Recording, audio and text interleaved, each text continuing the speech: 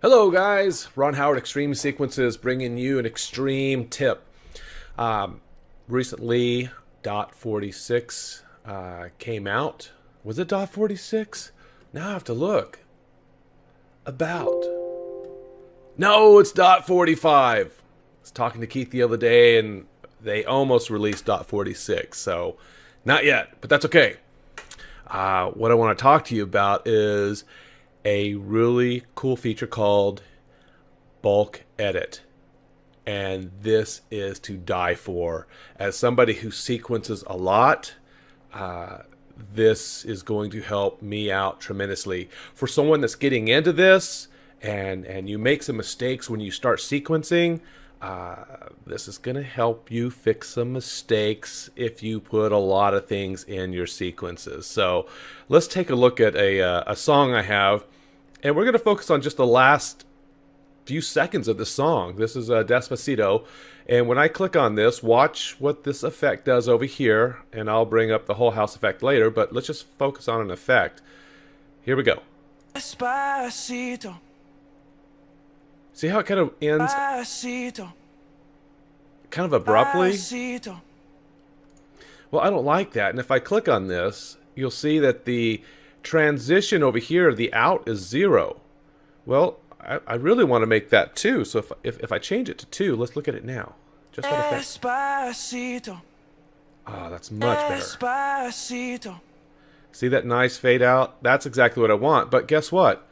Look at all of these down here that I have. I don't want to click on each one of these and change those.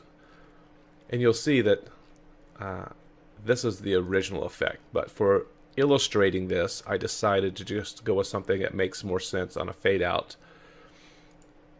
Okay, so how do we change this? Well, you know, I could click here, then I can click here, and I can go 2. But I think there's a better way. And I can click here, and click the next one, and click the next one, and so on and so on.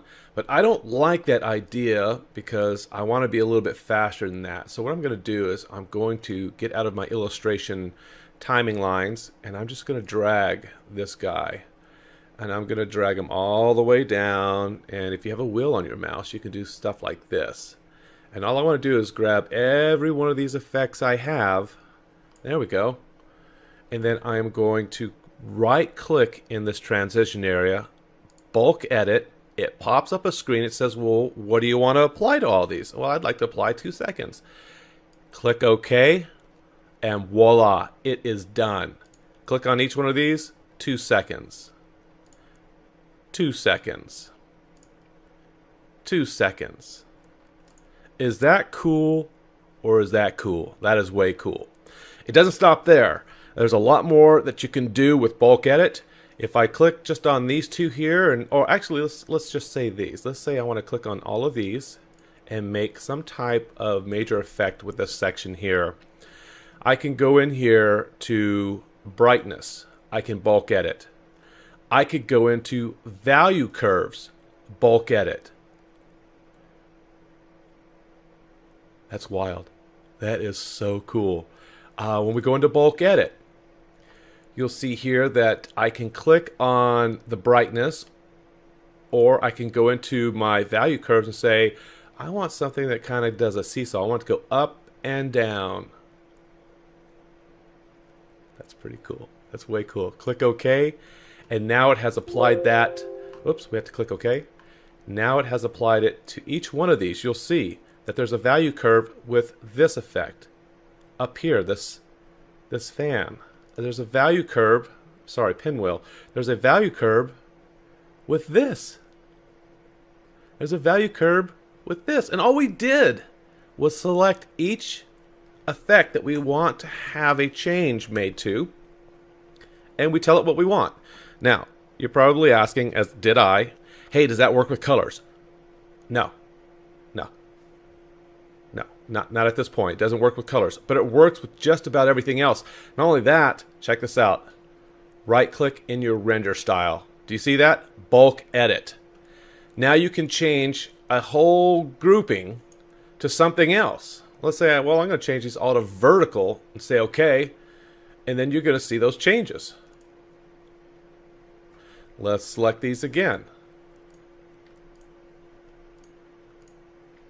And let's say I want to change the layer blending. Right click on what you want to change. Bulk edit. What do you want to do? I want to change them all to 2 as a mask. I don't know why I would, but I can.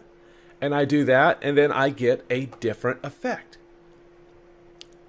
That is seriously so cool. The developers are on fire with making xLights an easier tool for us to use for our shows. So get in there, download the latest version, start messing with bulk edit. It's worth the time. It's going to save you a ton of time when you are sequencing and you make a mistake and you forgot to fade out with everything. And no more of this picking one at a time. That just wastes your time. So xLights developers, a sincere thank you from xTreme Sequences. xTreme Sequences. I'm so choked up. I'm so happy with this. I'm just so happy. Thank you from Ron Howard.